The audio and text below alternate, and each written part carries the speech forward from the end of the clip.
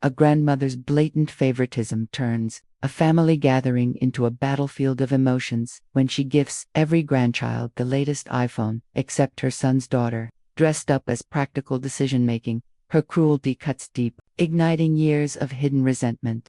But this isn't just about a phone, it's about worth, dignity, and teaching the family matriarch that love can't be selective. What follows is a calculated, heart-hitting revenge that unfolds quietly but shakes the family's foundation to the core. Chapter 1. The gift exchange. The living room smelled like cinnamon, roasted turkey, and that faint hint of pine from the artificial Christmas tree Eleanor insisted on putting up for Thanksgiving. She said it was to save time, but really, it was so she could combine 2 holidays into one elaborate performance. Every year, my mother-in-law went all out. She liked being the center of attention, the queen bee of the family, the one who pulled strings and made people feel either grateful or indebted. This year was no different. The grandkids, 6 in total, were gathered around the coffee table, the fire crackling, wrapping paper piled high. Daniel, my husband, sat next to me on the couch, balancing his plate of pecan pie. Our daughter, Sophie, was curled up between us, her brown hair spilling over her cardigan. She was smiling, but I could tell she was nervous. Eleanor, standing tall in her pearl earrings and cream-colored sweater set, clapped her hands. All right, everyone. I have something very special for my precious grandbabies this year. There was a collective gasp from the kids as she started handing out the sleek white apple boxes. Each one, unmistakably an iPhone 16 Pro Max. She moved methodically. First to her eldest grandson Liam, who tore into the packaging with the kind of joy only teenagers can muster over new tech. Then to Ava, her teenage granddaughter. Then to the twins, Noah and Grace. Then to little Ethan, her youngest grandson. Each kid shrieked, hugged her, and started comparing colors and features. The whole room buzzed with excitement, except for one corner. Sophie. Eleanor turned, her hands now empty, and gave Sophie a tight smile. Oh, sweetie, I didn't get one for you this year. You're still too young for a phone like this. Besides, you don't need it. I got you something more practical. From behind her, she pulled out a small box wrapped in floral paper. Sophie took it carefully and unwrapped it to reveal a pair of fuzzy pink socks. Pink socks. The room went silent for a moment, before someone awkwardly coughed and conversation resumed. But the shift in energy was palpable. Sophie's smile faltered. She whispered, "Thank you," in the tiniest voice I've ever heard from her, then stared down at her lap. I felt my chest tighten. Daniel's jaw was rigid, but he didn't say a word. Eleanor had just publicly humiliated our daughter, and she'd done it with that sickly sweet smile that made it seem like she'd done nothing wrong. I looked around the room. No one met my eyes. No one spoke up. They just let it happen. I reached over and squeezed Sophie's hand. "Hey, sweetheart," I murmured. "We'll talk later, okay?" Inside, though, I was already thinking, this will be the last time she makes Sophie feel less than. Chapter 2. The pattern of favoritism. The car ride home was quiet. Sophie sat in the back seat, staring out the window, clutching the pink socks in her lap. Streetlights flashed across her face, and I could see her blinking fast, fighting the tears she didn't want us to see. Daniel's hands gripped the steering wheel so tight, his knuckles were white. I knew him well enough to recognize the signs. He was furious, but also trapped. I finally broke the silence. "You saw what she did," he exhaled slowly. "Yeah, I saw. This isn't just about a phone, Daniel." "I know," he said, but his voice was flat. "It's just, she's always been this way." That was true. From the very beginning of my marriage, Eleanor had made it clear that there were tears in her love. She adored her eldest son's kids, Liam and Ava, showered them with gifts, vacations, and special outings. Her daughter's twins, Noah and Grace, were her miracle babies, and she spoiled them rotten. Even little Ethan, the youngest, got everything his heart desired. But Sophie was Daniel's daughter, our daughter. And somehow, that meant she was at the bottom of the list. I remembered Sophie's 5th birthday. Lana showed up late, didn't bring a gift, and spent most of the time chatting with her friends instead of acknowledging Sophie's big day. The following Christmas, she forgot Sophie's present altogether, claiming it had been lost in the mail. I remembered the school recital where Sophie had been so excited to perform. She looked out into the crowd, scanning for her grandmother, and never found her. Eleanor had another commitment, and every time, Daniel had told me to let it go. "She's my mom," he'd say. She's set in her ways. If we make it a big deal, it'll just cause a fight. I had swallowed my frustration for years, convincing myself that maybe, just maybe, Sophie would win her over with time. But that night with the iPhones it was different. Eleanor didn't just forget Sophie. She made a point of excluding her, in front of everyone, and dressed it up as practicality. From the back seat, Sophie's small voice cut through my thoughts. "Mom, why didn't Grandma give me a phone?" Daniel and I exchanged a glance. "She said you're too young, honey," I said gently. "And, well, sometimes people don't always understand what we need or how it makes us feel." Sophie didn't respond. She just turned back to the window, but I saw the way her shoulders slumped, the way she hugged herself like she was trying to disappear. When we got home, she went straight to her room. I stood in the hallway outside her door, listening to the muffled sound of her unwrapping the socks again and again. Chapter 3: The conversation that lit the match. 2 days later, I found myself standing in Eleanor's immaculate kitchen. Her granite countertops gleamed like a showroom, not a single coffee mug out of place. She liked her home like she liked her family, polished on the outside, no matter what was rotting underneath. She poured herself a cup of tea without offering me one, then gestured toward the breakfast bar. "So," she said, "what is it you wanted to talk about? I assume this isn't just a friendly visit." I didn't bother with small talk. I wanted to ask why you gave all your grandchildren an iPhone 16 Pro Max, except Sophie. Her lips curled into something that wasn't quite a smile. "Oh, that. I already explained she's too young, and I don't believe in giving children things they can't appreciate.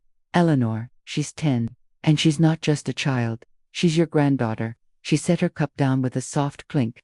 "Yes, but you and Daniel are responsible for her. The others, well, their parents need a little help. I've always believed in being practical. Sophie will get her turn when she's older." Something in the way she said it, her turn, like love was on a schedule. She controlled, made my jaw tighten. "Do you even hear how that sounds?" I asked. Her eyes narrowed. "What I hear is that you're making a fuss over something silly." "It's just a phone." "It's not just a phone," I said sharply. "It's the message you sent her. You humiliated her, in front of her cousins, and you think it's nothing." Eleanor leaned back against the counter, arms crossed. "Some children are just easier to bond with than others. Sophie has a different temperament. She's not as warm. She doesn't light up when she sees me the way the others do." My stomach turned. "You mean she doesn't grovel for your attention?" Her voice dropped, colder now. "Don't twist my words. I can give my money, my gifts, and my time to whomever I choose. And if you don't like it, you don't have to come to family gatherings." I stood up slowly. "You're right, we don't." Her brows arched in surprise, but I didn't give her the satisfaction of watching me squirm. I just turned and walked toward the door. Daniel was waiting in the car. The moment I slid into the passenger seat, he asked, "Well?" I stared out the windshield. "She said some children just aren't her responsibility." Daniel's knuckles whitened on the steering wheel. "She said that. She said more. But I think we've been giving her too much power for too long." There was a long pause before he nodded. "So, what now?" I looked at him, my voice steady now. "We stop letting her write the story, and we start writing our own." That was the moment I knew Eleanor wouldn't see what was coming until it was far too late. Chapter 4: Planting the seeds of revenge. For the first time in years, we skipped the Sunday dinner at Eleanor's house. No polite excuses, no white lies about being busy. We just didn't show up. Daniel sent a short text. "We're taking some time for ourselves." It was subtle, but it was the first stone in the wall we were about to build. The next week we withdrew from the family group chat. No announcements, no drama, just a quiet exit. I knew it would get noticed. Eleanor thrived on monitoring everyone's lives, and removing her direct line to us was like taking oxygen out of her room. We started saying no to birthday parties, barbecues, and just stop by for a quick visit. Requests. Each time, the reasons were practical. Sophie's school project, Daniel's work trip, my volunteer shift. All true, but also strategic. We weren't avoiding her out of anger. We were removing her access. While the distance grew, I started documenting every slight, every forgotten gift, every time she praised her other grandchildren in front of Sophie but ignored her accomplishments. I wrote it all down. I collected text messages, I even saved photos from family events, showing the glaring differences in treatment. At first, Daniel was uneasy about it. "Do we really need a record?" he asked one night as I was transferring screenshots into a folder. "Yes," I said firmly. "Because when this blows up, and it will, she's going to play the victim. And we're going to be ready." Around that time, I overheard a piece of news from Daniel's sister during a casual grocery store run-in. Eleanor was updating her will. Not just updating, planning to set up a legacy trust for her favorite grandchildren. The phrase made my stomach twist. Favorite grandchildren. Like it was an official title. I didn't care about the money, but I knew Eleanor did. Her entire sense of control came from dangling financial carrots in front of people. If she wanted to use her money as a weapon, fine. I'd use her obsession with image as mine. We began focusing all our energy on Sophie. Weekend trips to the zoo, family movie nights, hikes, and spontaneous ice cream runs. I bought her the exact iPhone Eleanor refused to give her, but not in a flashy, Instagram way. Sophie didn't need a photo op. She needed quiet, unconditional love. But I did post pictures of our trips. Happy, bright, joy-filled moments of Sophie's life, moments Eleanor wasn't part of, and I knew the extended family saw them. Slowly, the whispers began. Why doesn't Sophie come around anymore? Why isn't she at birthday parties? Why does she look so happy without grandma? It was working. We weren't attacking Eleanor head-on. We were letting her own actions write her downfall. The plan wasn't about humiliating her for the sake of it. It was about showing everyone, beyond any doubt, the truth we had lived with for years. Eleanor's love was conditional, and she was about to lose the one thing she valued more than control: her reputation.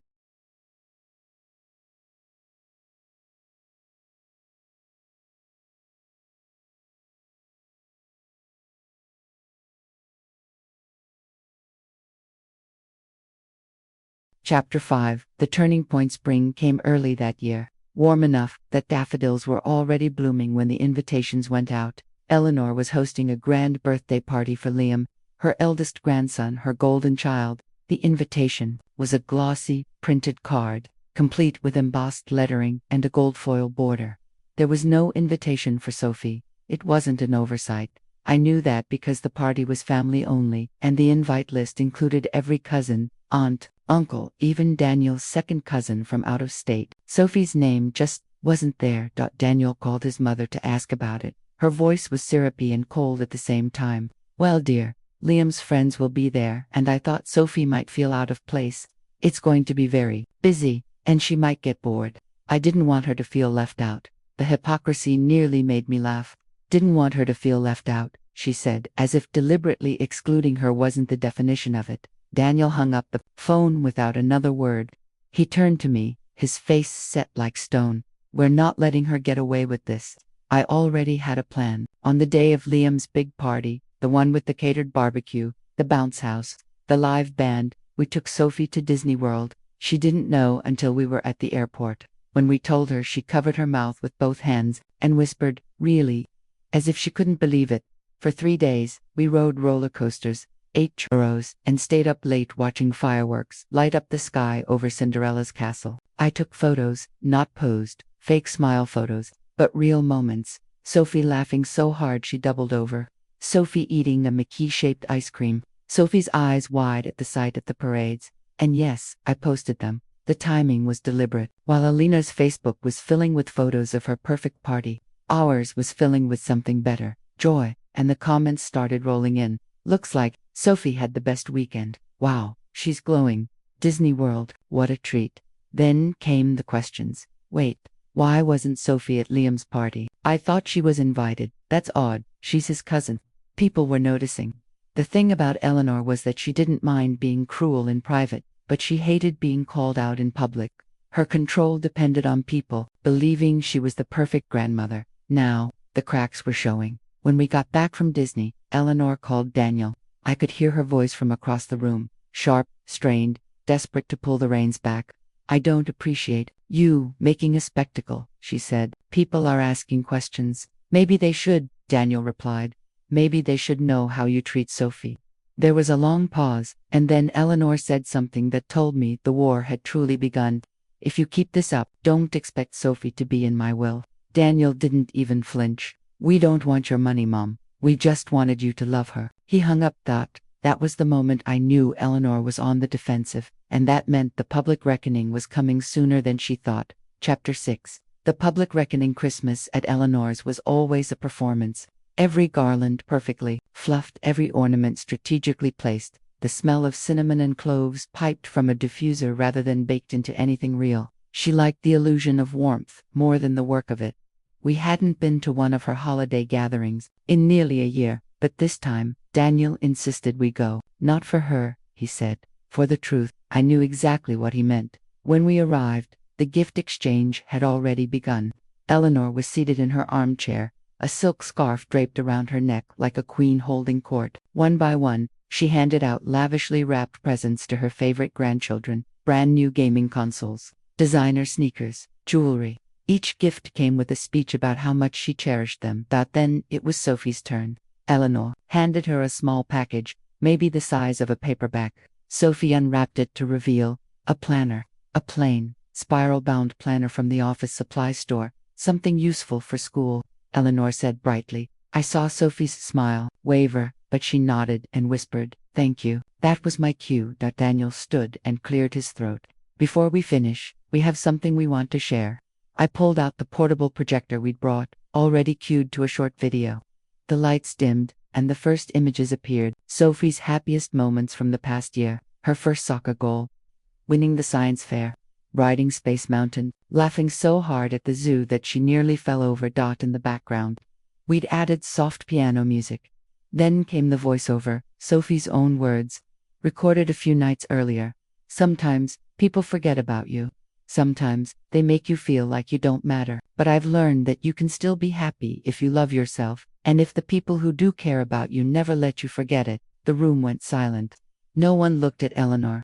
I could feel the tension pressing in from every side, the truth hanging in the air like smoke. When the video ended, I turned on the lights. Daniel's voice was steady but sharp. "Sophie deserves to feel loved and valued by every single person in this family. That hasn't been the case, and it ends now." Eleanor's face was frozen, her cheeks flushed deep red. She opened her mouth, but before she could speak, Daniel's sister blurted out, "Mom, is this true?" The questions came fast after that. "Why is she always left out? Why don't you treat her the same? Do you realize how bad this looks?" Eleanor stammered, her voice brittle. "That's not, you don't understand. I've always done my best." But the room wasn't buying it. For the first time, she wasn't in control of the narrative. She couldn't talk her way out of the fact that everyone had just seen proof of her favoritism, not from our mouths, but from Sophie's own. By the end of the night, the party was splintered. Some relatives left early, others avoided Eleanor entirely. And as we walked out the door, Daniel squeezed my hand and whispered, "She's never coming back from this." I believed him. Chapter 7. The final cut. 3 months passed after the Christmas showdown, and we didn't hear a word from Eleanor. Not a text, not a call, not even a passive-aggressive holiday card. I thought maybe she'd retreat to lick her wounds. But then a letter arrived in the mail, not to us, but to Daniel's office. It was from Eleanor's attorney. She had finalized her will and wanted him to know that Sophie would not be included in the inheritance. The language was cold, clinical, almost gleeful in its pettiness. Daniel read it twice, then laughed a low, humorless sound. "This is supposed to scare us," he said, "like we'd crawl back just to get her money." Instead, he called his mother that afternoon. I was in the kitchen, listening as he spoke in a calm, even voice that somehow cut sharper than yelling. "Mom, I got your little letter. Let me make something clear. Sophie doesn't need your money. What she needed was your love, and you couldn't even give her that. You've made your choice, and now we're making ours. Don't call us. Don't write us. Don't expect to see Sophie again. This is permanent." There was a pause, and then Daniel added, "You'll have to live with the fact that the last memory she has of you is the Christmas where you handed her a cheap planner while her cousins opened $1,000 gifts." He hung up. We didn't tell Sophie about the will. She didn't need to know that part. What mattered was that our little family was free from someone who measured affection in dollar signs. The months that followed were the happiest we'd had in years. We spent weekends hiking, hosted movie nights with Sophie's friends, and celebrated her birthday with a surprise camping trip. The people who mattered, my parents, close friends, Even some of Daniel's cousins who'd quietly taken our side filled her life with love. As for Eleanor, we heard through the grapevine that her perfect grandmother reputation had taken a hit. People still invited her to events, but the energy had shifted. She was no longer the matriarch everyone fawned over. She was the woman who played favorites, so blatantly that her own son walked away. Her money, her gifts, her meticulously curated image, none of it could buy back what she'd lost. And Sophie, she never once asked why we didn't see Grandma anymore. She just seemed lighter. One night, as I tucked her in, she whispered, "I like our family just the way it is." I kissed her forehead and said, "Me too, sweetheart, me too." The end.